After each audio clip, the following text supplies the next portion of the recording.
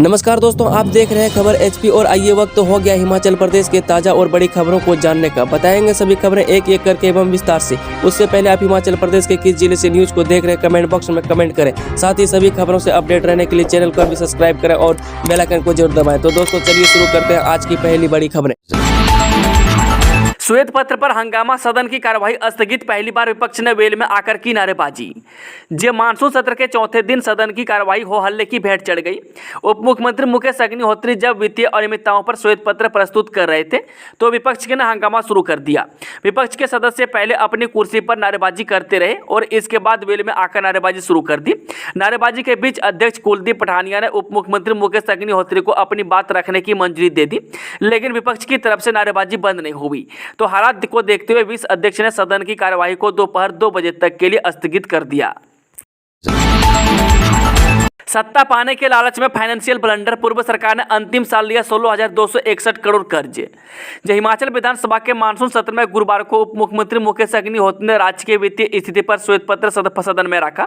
इसमें आंकड़ों के साथ ही आरोप लगाया गया कि पूर्व भाजपा सरकार के 5 साल में ज्यादा लोन और फिजूल खर्ची के कारण सरकार का खजाना खाली हुआ है और डबल इंजन का भी कोई फायदा नहीं हुआ। इस श्वेत पत्र के आंकड़ों को लेकर विपक्ष ने पहली बार सदन के वेल में आकर नारेबाजी की। हिमाचल में करीब 25 साल बाद कोई व्हाइट पेपर सदन में रखा गया है। वह 48 पन्नों की इस श्वेत पत्र में पूर्व जयराम सरकार के 5 साल का लेखा जोखा है। विपक्ष के विरोध हंगामे के बीच कृषि, उद्यानिकी और वानिकी विश्वविद्यालय विधेयक पारित। विधानसभा में विपक्ष के विरोध और हंगामा के बीच हिमाचल प्रदेश कृषि, उद्यानिकी और वानिकी विश्वविद्यालय पालमपुर से संबंधित संशोधन विधेयक पारित किया गया है। वह कृषि मंत्री चंद्र कुमार की ओर से पेश किए गए बिल पर भाजपा विधायक विपिन सिंह परमार एवं रणधीर शर्मा ने चर्चा मांगी। दोनों विधायकों ने बिल को खारिज करने की मांग की। रणधीर शर्मा ने आरोप लगाया कि यह संशोधन विश्वविद्यालय की स्वायत्तता पर प्रहार है। वह साथ ही इस विधेयक से राज्यपाल और कुलाधिपति की गरिमा को भी ठेस पहुंचेगी। विपक्ष ने इसको लेकर सदन में नारेबाजी की। वेल में आने के बाद सदन से वॉक आउट कर दिया। सुक्खू बोले, हिमाचल प्रदेश में भांग की खेती शुरू करने पर किया जा रहा है विचार। मुख्यमंत्री सुखविंदर सिंह सुक्खू ने कहा कि हिमाचल प्रदेश में भांग की खेती को कानूनी मान्यता देने पर विचार हो रहा है। इस संबंध में जानकारियां जुटाने के लिए राजस्व मंत्री जगत सिंह नेगी की अध्यक्षता वाली कमेटी 4 देशों का दौरा करेगी। इन देशों में चिकित्सा उद्देश्य से भांग की खेती होती है। इस कमेटी के प्रदेश और अन्य राज्य में किए गए दौरों को लेकर प्रारंभिक रिपोर्ट शुक्रवार को सदन में रखी जाएगी। उन्होंने कहा कि उत्तराखंड में NDPS एक्ट के तहत भांग की खेती की जा रही है। वह मध्य प्रदेश के ग्वालियर में भांग से दवाएं बन रही हैं। वह शिमला, चंबा, कांगड़ा और मंडी में अवैध तौर पर अभी भांग की खेती हो रही है। विक्रमादित्य सिंह बोले, जयराम ठाकुर हिमाचल के पलटूराम, आपदा घोषित करने की बारी आई तो पलट गए। लोक निर्माण मंत्री विक्रमादित्य सिंह ने कहा है कि नेता विपक्ष जयराम ठाकुर हिमाचल के पलटूराम है। जयराम आपदा को लेकर बड़ी बड़ी बातें करते रहे और जब केंद्र से मदद मांगने और राष्ट्रीय आपदा घोषित करने की बारी आई तो पलट गए। यह बात लोक निर्माण मंत्री विक्रमादित्य सिंह ने विधानसभा परिसर में प्रेस वार्ता में कही। भूपेंद्र सिंह बोले, मनरेगा में 50 फीट ऊंचे डंगे लगाने का निर्णय अव्यवहारिक। 150 से 200 मीटर लंबे और 40 से 50 फीट ऊंचे डंगे मनरेगा योजना के तहत लगाने का सरकार का निर्णय अव्यवहारिक है। यह मदद के नाम पर प्रभावितों के साथ धोखा है। यह बात पूर्व जिला पार्षद भूपेंद्र सिंह ने कही। उन्होंने कहा कि पिपली भराड़ी ग्राम पंचायत की रीढ़ी बस्ती के 1 दर्जन परिवारों के मकानों के चारों तरफ ल्हासे गिरे हैं। वहीं भूपेंद्र ने कहा कि इस बस्ती में सबसे ज्यादा नुकसान हुआ है। वहीं लोगों का मकान अपना सुरक्षित करने के लिए 15-15 हजार रुपये तो तिरपाल खरीदने के लिए खर्च करने पड़े हैं।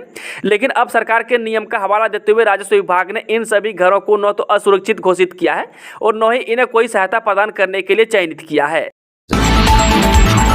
भुंतर से अमृतसर के लिए 1 अक्टूबर से शुरू होगी नई उड़ान। एलायंस एयर ने जारी किया शेड्यूल। दिल्ली से भुंतर को आने वाले एलायंस एयर की 48 सीटर जहाज को अब अमृतसर से भी जोड़ा जाएगा। यह उड़ान हर सप्ताह सोमवार, बुधवार और शुक्रवार को 3 दिन कुल्लू से अमृतसर और अमृतसर से कुल्लू चलेगी। इसका न्यूनतम किराया मात्र 1999 रुपये प्रति सीट होगा। 1 अक्टूबर से भुंतर हवाई अड्डा से पहली उड़ान कुल्लू से अमृतसर से बीच होगी। इसके लिए एलायंस एयर ने तैयारियां शुरू कर दी है। वह जहाज भुंतर से सोमवार, बुधवार तथा शुक्रवार को सुबह 8:10 पर रवाना होगा और 9:20 पर अमृतसर पहुंचेगा। अमृतसर से कुल्लू के लिए वापस 9:45 बजे उड़ेगा और 10:55 पर पहुंचेगा। इस उड़ान से सैलानी आनंद ले सकेंगे और इससे कुल्लू मनाली के पर्यटन को भी लाभ मिलेगा। बता दें कि दशहरा से पूर्व कुल्लू से अमृतसर को जोड़ने से पर्यटन कारोबारियों में खुशी की लहर है। मुख्यमंत्री सुखविंदर सुक्खू बोले पुरानी पेंशन बहाली के बाद केंद्र ने ऋण लेने पर लगाई पाबंदी। जब मुख्यमंत्री सुखविंदर सुक्खू ने की पुरानी पेंशन बहाली के बाद से केंद्र सरकार ने हिमाचल सरकार पर ऋण लेने पर पाबंदियां लगा दी है। पूर्व की भाजपा सरकार को बीते 5 साल में विभिन्न एजेंसियों से 10,000 करोड़ का ऋण मिला। अब पाबंदियां लगने से वर्तमान सरकार को 3 साल में 2944 करोड़ रुपये का ही ऋण लेने का सीमित कर दिया है। उन्होंने पूर्व मुख्यमंत्री से शिवधाम मंडी और कन्वेंशनल सेंटर धर्मशाला को केंद्र सरकार से मिली स्वीकृति का पत्र देने का आग्रह भी किया। मुख्यमंत्री ने कहा कि दिल्ली के दौरे करने से कई जानकारियां मिली है। वह जिस स्वीकृति की बात जयराम ठाकुर करते हैं वो कहाँ है। उन्होंने कहा कि यह प्रस्ताव वर्ष 2018 से कागजों में ही चल रहा है। एशियन डेवलपमेंट बैंक से इस प्रस्ताव को कोई मंजूरी नहीं मिली है। हिमाचल के सभी भागों में इस दिन से मौसम साफ रहने के आसार, मानसून पड़ा कमजोर। जो हिमाचल प्रदेश में मानसून कमजोर पड़ गया है। मौसम विज्ञान केंद्र शिमला के अनुसार प्रदेश के मैदानी कम ऊंचाई वाले मध्य पर्वतीय कुछ भागों में 25 सितंबर तक बारिश जारी रह सकती है। वह 25 सितंबर के बाद मानसून राज्य से विदा हो सकता है। वह राज्य के सभी भागों में 26 सितंबर से मौसम साफ रहने का पूर्वानुमान है। विपक्ष के खिलाफ सदन में निंदा प्रस्ताव, स्पीकर के आसन के पास नारेबाजी करने से सीएम नाराज। जब विपक्ष के हंगामे और विधानसभा अध्यक्ष के आसन के सामने नारेबाजी पर गुरुवार को सदन में निंदा प्रस्ताव लाया गया। मुख्यमंत्री सुखविंदर सुक्खू ने कहा कि विपक्ष का व्यवहार सहन करने योग्य नहीं है। मुख्यमंत्री सुखविंदर सुक्खू ने कहा कि बुधवार की गलती को विपक्ष बदलने की कोशिश कर रहा है। वह सुर्खियों में रहने के लिए विपक्ष के सदस्य बार बार वॉक आउट कर रहे हैं और सदन से बाहर जाने के बाद दोबारा वापस लौट रहे हैं। उन्होंने कहा कि विपक्ष के सदस्यों ने अध्यक्ष के आसन तक पहुंचकर नारेबाजी की। यह व्यवहार सहनीय नहीं है। ऐसे में पूरे सदन को विपक्ष के खिलाफ निंदा प्रस्ताव लाना चाहिए। सत्ता पक्ष के सभी सदस्यों ने मुख्यमंत्री के इस सुझाव का समर्थन किया और विपक्ष के खिलाफ निंदा प्रस्ताव पारित किया गया। चंबा में नाले में गिरी गाड़ी, 2 लोगों की मौत। राग धनाडा संपर्क मार्ग पर पेश आया दर्दनाक हादसा। जिला चंबा के उप तहसील धरवाड़ के अंतर्गत राग धनाड़ा संपर्क मार्ग पर पिकअप वाहन के गहरे नाले में जा गिरने से इसमें सवार 2 लोगों की मौत हो गई। वाहन में 2 ही लोग सवार थे। पुलिस ने दुर्घटना में मारे गए लोगों के शवों का मेडिकल कॉलेज चंबा में पोस्टमार्टम करवाकर परिजनों को सौंप दिए हैं। वह पुलिस ने मंगलवार दर्ज कर दुर्घटना के विस्तृत कारणों की जाँच आरंभ कर दी है। उपमंडलीय प्रशासन की ओर से मृतकों के परिजनों को 10-10 हजार रुपये की फौरी राहत प्रदान की गई है। वह जानकारी के अनुसार बता दें कि गुरुवार दोपहर बाद राग से धनाडा की ओर से रेत लेकर जा रही पिकअप रैनी पानी के समीप अचानक अनियंत्रित होकर गहरे नाले में जा गिरी। वही परिणाम स्वरूप इसमें सवार चालक राजकुमार पुत्र मान सिंह व अशोक पुत्र रोन की दोनों निवासी गांव पद्दर की मौके पर ही मौत हो गई। भारत में कनाडाई नागरिकों के लिए वीजा पर रोक, तनाव के बीच मोदी सरकार का सख्त एक्शन।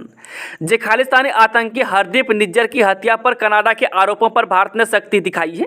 कनाडाई प्रधानमंत्री जस्टिन ट्रूडो के लगाए आरोपों ने प्रधानमंत्री नरेंद्र मोदी ने सख्त कदम उठाए हैं। इस कड़ी में भारत ने कनाडा के नागरिकों के लिए भारत में वीजा सेवाओं को सस्पेंड कर दिया है। वहीं ऑपरेशन कारणों का हवाला देते हुए इसे अगले आदेशों तक निलंबित किया गया है। निलंबन के ये आदेश आज से लागू हो गए हैं। वहीं BLS India visa application centre ने भारतीय मिशन की ओर से जारी नोटिस में कहा गया है कि ऑपरेशनल कारणों से 21 सितंबर 2023 से कनाडा के नागरिकों के लिए भारतीय वीजा सेवाओं को निलंबन किया जाता है। इससे पहले भारत ने एक्शन लेते हुए कनाडा के वरिष्ठ राजदूत को 5 दिन में देश छोड़ने का आदेश दिया था। वही बता दें कि कनाडा के प्रधानमंत्री जस्टिन ट्रूडो ने आरोप लगाया है कि कनाडा के नागरिक और खालिस्तानी आतंकी हरदीप निज्जर की हत्या में भारत की संलिप्तता है। हिमाचल विधानसभा में गूंजा लेह लद्दाख सीमा विवाद मामला। MLA रवि ठाकुर ने कहा मसले पर दिखाए गंभीरता। हिमाचल विधानसभा में सत्र के दौरान कई मामलों पर बहस जारी रही। वहीं लेह लद्दाख मामले ने भी तूल पकड़ा। लाहौल स्पीति के विधायक रवि ठाकुर ने लेह लद्दाख ने हिमाचल के जनजातीय लाहौल स्पीति के अतिक्रमण को लेकर कहा कि इस मसले पर गंभीरता दिखाएं। इसके साथ ही शिक्षा मंत्री रवि ठाकुर ने कहा कि जल्द लेह लद्दाख के साथ सीमा विवाद मामले को सुलझाया जाएगा। दोस्तों, आज की खबरों का सिलसिला समाप्त होता है। कि जानकारी पसंद आई तो वीडियो को लाइक, शेयर, चैनल को सब्सक्राइब जरूर करें।